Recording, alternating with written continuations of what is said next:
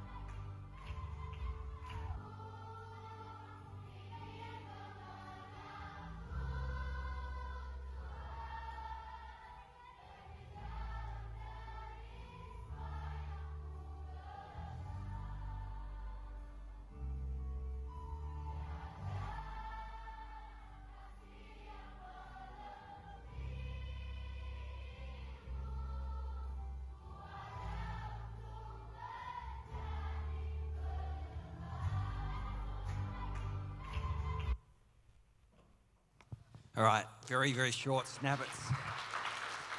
Where's Will? All right, here we go. Who's after you, Will?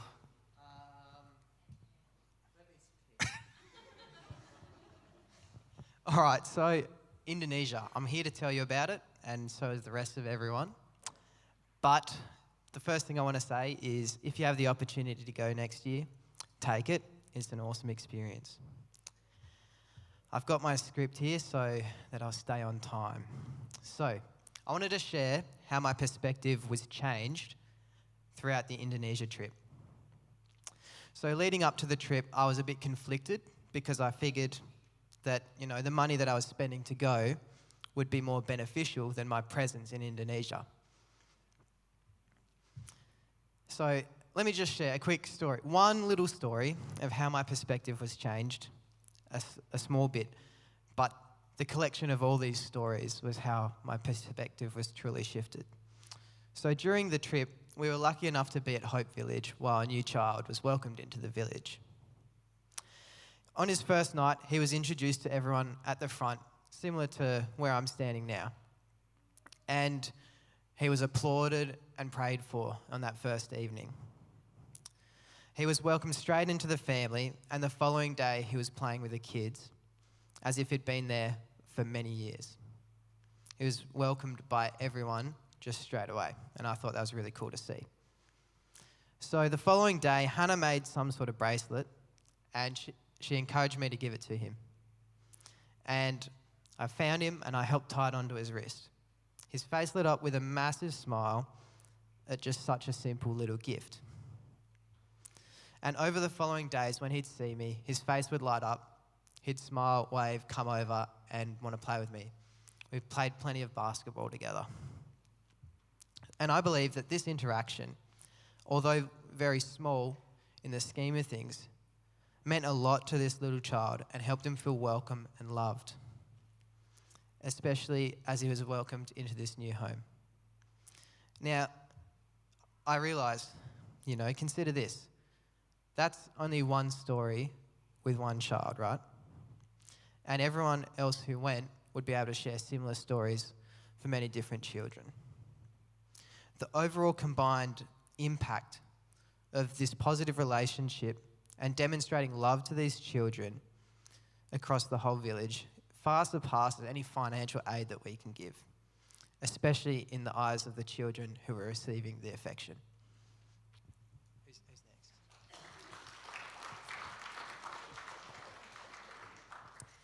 So this was my first missions trip that I've been on, but not only that, it was also my first time out of Australia. So I really had no idea what to expect. And it was amazing. I would certainly, like Will said, if you get the opportunity, I would really encourage you to go on a missions trip because it really doesn't just change the people over there, but it changes you as well. But Katrina and I got to do lots of work with the school teachers. So we were asked to do some PD. We were given some rather vague questions, so sort of like how do we help children with difficulties read, or how do we help children with difficult math concepts to get them, but not any sort of really specifics about that. So I found that a little bit challenging in preparing for it. And I certainly went there feeling very underqualified and totally out of my depth, but realised that that's when God takes over. Like when you're feeling totally out of your depth, that's when you can really rely on God, and He, helps make it all happen. So when we did our PD sessions, I started off feeling really nervous, but then as we started, it was heaps of fun, and the teachers there are amazing. And I realised that they're not actually that different from teachers here in Australia. There's lots of things that we kind of share the same. Some of the teachers afterwards, there was a kindergarten teacher called Rugan, and she was sharing with me how sometimes you get these classes that they listen so well and they sit so well and they're just this amazing class, and then the next year they're the complete opposite and they don't listen and they don't sit and they don't do anything you do. And I was like, you know what? It's exactly the same in Australia too. So that was really nice to be able to encourage her and to know that, kids all over the world are the same. It's not just the ones that we have here. It's, they're very similar everywhere that you go. Ella came in and shared some of her struggles at school and the strategies that she used to overcome them.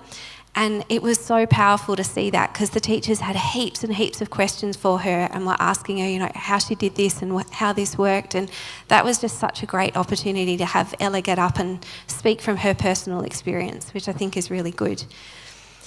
Just to give you a little bit of information about the schools there, they start at 7:30 in the morning for school.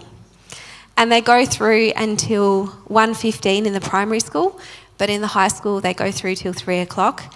And they only have 2 semesters over there. So we have 4 terms here.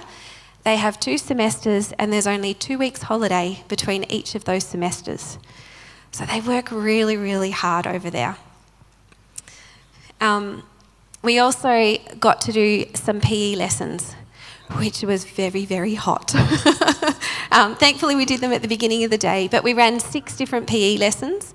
So we did 2 for the grade 2 classes, 2 for kinder, and 2 for grade 1. And we had awesome helpers, like most of the team came down and helped us run the lessons. And we did lots of things that they hadn't done before. So we taught them cat and mouse and duck, duck, goose, which was so cute to see the little kinders running around and totally missing their spot and running round and round. We taught them how to skip, because they hadn't done any skipping with a rope before, how to play tunnel ball, and we did obstacle courses and all sorts of things like that. So it was so much fun just to be able to take those lessons and enjoy that with the kids. And it made me realise, as we were working with all the kids, that God has given kids everywhere, the same contagious smiles, the same enthusiasm, the same joy, and at times competitive spirit, like whether we're here in Australia or over there in Indonesia. God has given that same thing to each of those kids. And at Hope Village in the school, they have a verse that is their verse for the school and Hope Village, and it's Jeremiah 29:11. And it says, "For I know the plans I have for you, declares the Lord. Plans to prosper you and not to harm you, plans to give you a hope and a future." And seeing the kids at both the school and at Hope Village, and hearing the stories about the kids that were coming in, you could really see that that is so true, that God really does have a plan and a purpose for each and every one of those kids. And I just thought that was fantastic to see. I just need to add, because we talk about the school and everyone gets this picture of it, there's 820 students at this school. So this is not a small school. Across high school and primary school. It is a massive school, 47 staff, and Katrina and Ange did an amazing job with the PDs, so she's underselling how good they were, so they're really good. Hello. So while we were at Hope Village, I spent a fair bit of time with all the little preschoolers. They were so cute, by the way. And I want to share one of their stories briefly. So there was a little girl who'd only been there 6 weeks. If you think about that, she's only 3 years old, she's lost her parents, she's been in this new place with new siblings, strangers are her new parents, and she was still recovering from sores that were all over her body. Despite this, she was one of the happiest kids there. She didn't cry when kids took toys off her, and she was completely unfussed throughout the whole water fight. She shared what little she had with me and the others, and she found joy in the little things, like tiny pieces of rubbish. She was only 3 and she was already participating in the dances that they did, and she had her hands raised in worship. We had a lot of fun playing together throughout the week, and like Will said, that's just one story. There were 51 kids there and we could tell you many stories about each of them. It was so clear that God's hand was over each of these kids' lives. He'd saved them from death, malnutrition, sickness, abuse, abandonment, and many other horrible situations, and he'd brought them into this place of love. You would never have guessed that these kids have come from sad situations though, because they were constantly smiling and laughing. They were so full of joy and love, and they welcomed us into their family before they'd even gotten to know us. I felt the love of Jesus so clearly through their actions, and you could just tell that Hope Village was really special. The start of the video showed the kids worshipping at one of the night devotions. I was so encouraged by their worship while we were there, as all of the kids, regardless of their age, worshipped with all their soul. They were not self-conscious or distracted, and they continued worshipping throughout the day. There was always singing or guitars or someone throughout the day, which was really cool. Throughout the trip, I was challenged to reflect Jesus as clearly as these kids did. They demonstrated that following God is simple. All I need to do is focus on Him in everything I do, rather than getting caught up in the busyness. If I worship Him constantly with my whole heart and use His joy as my strength, the light of Jesus will shine through me, like it did through Hope Village. Hope Village was a light in the darkness. It was a place filled with joy, love, acceptance, and forgiveness, and it reflected Jesus to the dark area around it. It was so special getting to spend time with the amazing kids they have there, and I'm so grateful that God saved their lives and brought them into Hope Village. There are so many kids still in sad situations though, and many spare beds at Hope Village. So please be praying that God saves more children. Thank you.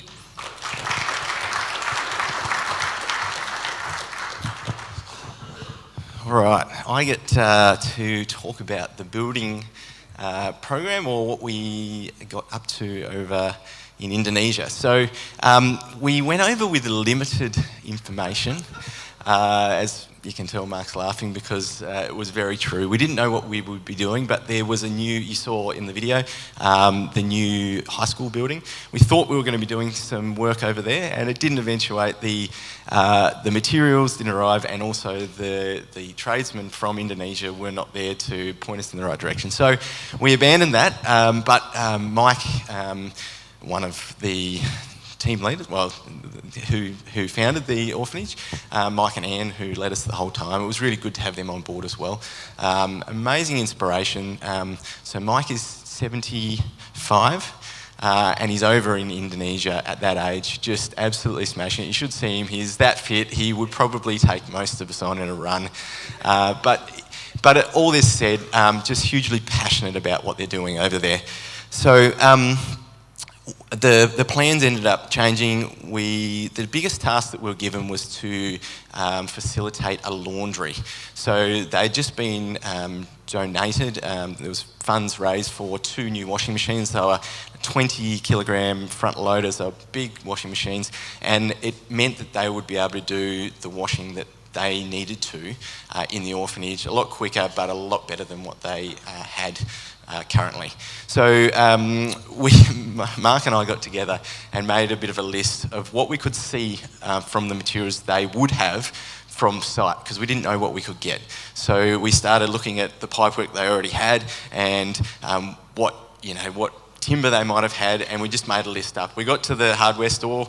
It wasn't at all like Bunnings. It was very unique, but it had bits and pieces, and we just started grabbing stuff and throwing our ideas together to come up with something that would work. So then the following day we went to Lake Toba. We had all the materials delivered, and then on the Wednesday we got underway. We started off just digging up what we could find and just running pipe work. Mark was in charge of all things timber, and I don't know how, because I'm normally in charge of all things timber, but I managed to be in charge of all things plumbing. It does run in my blood, my family, but I don't actually know that much about plumbing. Yeah, but we ended up, we had some great help. Both Will and James helped out, and everything that we did, once we turned it on, worked, which was fantastic. We even, just by chance, when we were about to set up the washing machines, there was an electrician that was on site doing some other work, and he just came and ran another PowerPoint, which was dodgy in itself, but it worked. Yeah, look, it was a fantastic project. It was only short, it only took us 2 days or 1.5 days to complete. We worked hard, there was lots of sweating, lots of just, us putting all in to see if we could get this complete, but it was fantastic to see. One of the funniest things was there was a local maintenance guy. His name was Anun, and he spoke very little English, but we managed to finish a task. We had to cut a heap of concrete out, and literally after we'd finished it, he walked away and came back with a big 9-inch grinder, and we just used a little 4-inch grinder to cut all the concrete out. And so every time we did a task like that, he'd bring a tool in that we didn't know that was on site. There was limited resources, but we made it all work. Okay, so saying this, the building side of it was really good, really rewarding to see them, be able to use. On the second last day, we showed them how to use the washing machines, and they were all there having a go, learning how to use it. One of the highlights for me, though, was I noticed in the first couple of days that there was a group of older teenage boys that didn't spend as much time on site as a lot of the other kids. They went off site and did a lot of building works themselves, or just helping out in different ways. And so I made it my task to just make sure that when they were there, I said hello and just made an impact. And then on the second last day, I had one of them come up to me. His name was Otneil, and he said, "Mr. David, can I call you father?"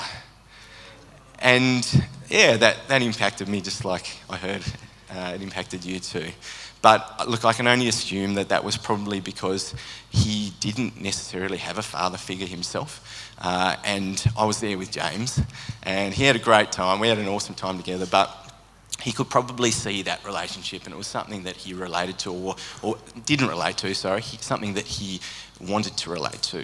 I said that was amazing, and I was totally honoured.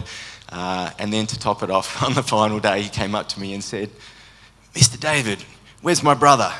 And I looked at him and said, "I didn't know you had a brother." And he said, "No, James." And then he was actually a year older than James, so he's now James's older brother, and he may get James's inheritance. So that was pretty special to see this young guy who was really passionate and loved life, ask something like that. So.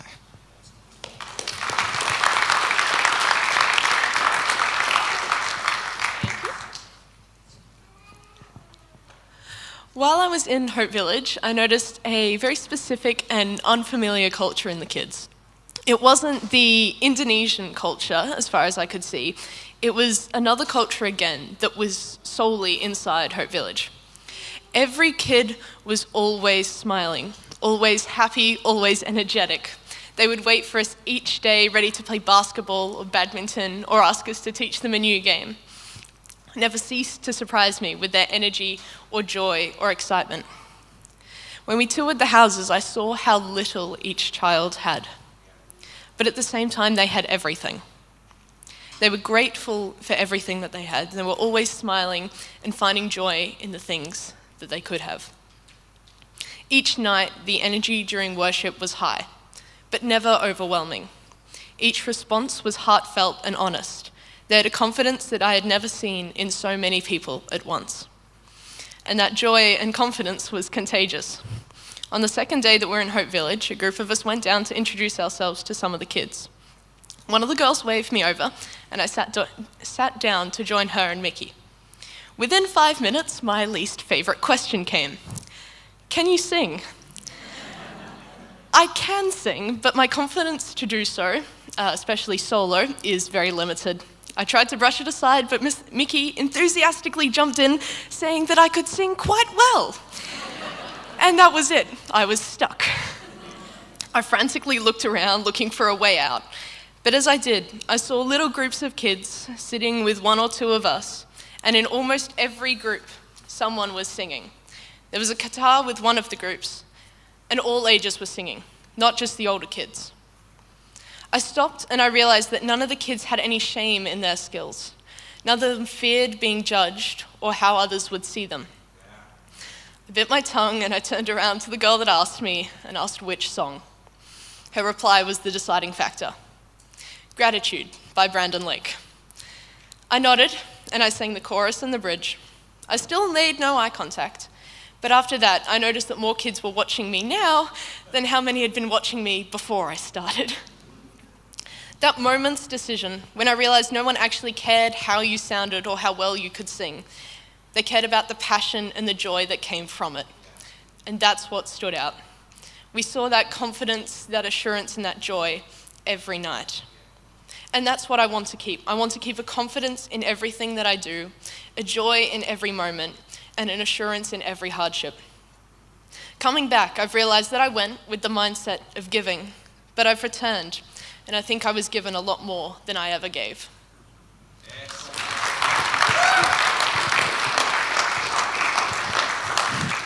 You know, I think that last statement that Sophie made is so true for all of us. I remember JB saying even the first day, I'm here to give, but why am I feeling so blessed? And so I think all of us have come back and taken away something so amazing from our time in Hope Village. But I'm just going to wrap up today, and just going back to Dave's explanation of what happened with the building project. If there's anyone that's ever been on missions, you would know that often things happen that you didn't plan, or they don't quite go the way that you thought that they would. So there were some things that happened that we didn't expect we'd be asked to do. We didn't have any doctors, we didn't have any nurses. We had 2 pharmacists and a physio.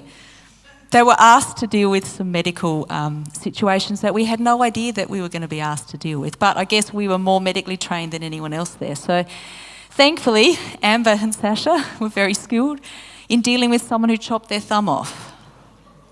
We had a girl who I was told had a sprained ankle and needed their ankle taped, but it turned out they had cellulitis.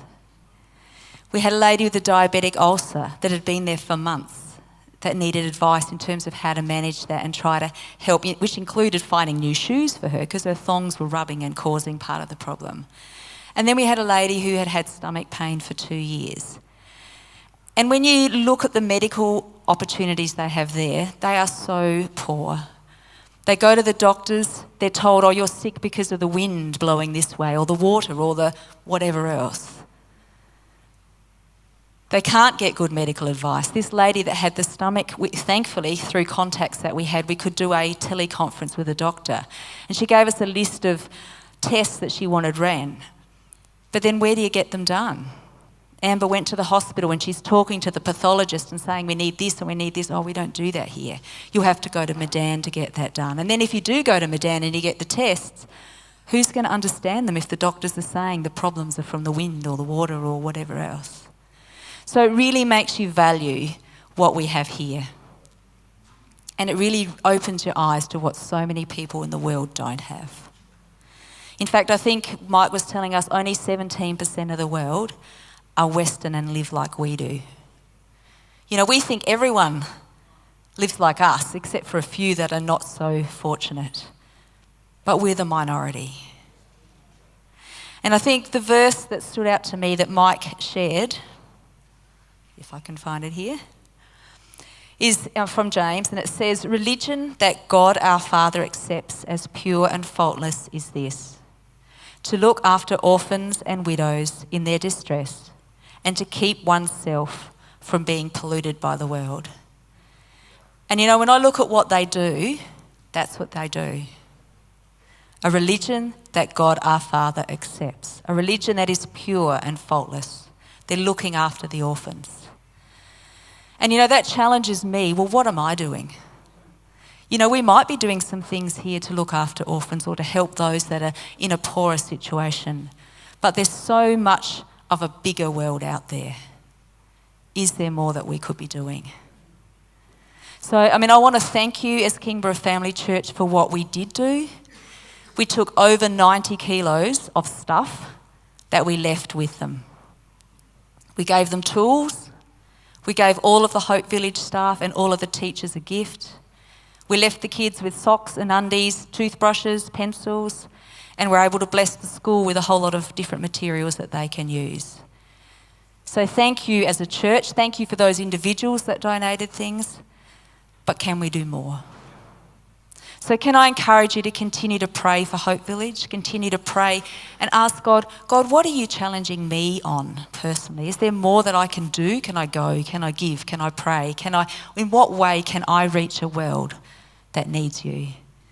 And if you feel that you want to go next year, by all means, email the office. We'll soon have details about when and where and how and costs, and etc. But that's only one avenue. Let's ask what God has for each and every one of us. So shall we pray? Dear God, I just thank you for the amazing way that we are able to share with Hope Village, to go and to see the things we saw, to be able to give in the way that we could, to be able to pray for them and what they're doing. And God, I do pray that you will continue to bless them, that you'll continue to expand the impact that they can have, and that those beds that remain empty, that God, they will find kids, they'll find people that are happy to give their kids that they can't support to a place where they can be loved and raised and supported. But God, beyond that, open our hearts, open our eyes, open our minds to see what you're saying to us. Is there a way that we can partner with people, or is there something you want us to do? Help us not to get so consumed with the things that we have and the things that we think we need and we want, but to be willing to give, God. To be willing to give of our time, of our resources, God, so that we can fulfill the call that you have for us today. In Jesus' name we pray. Amen.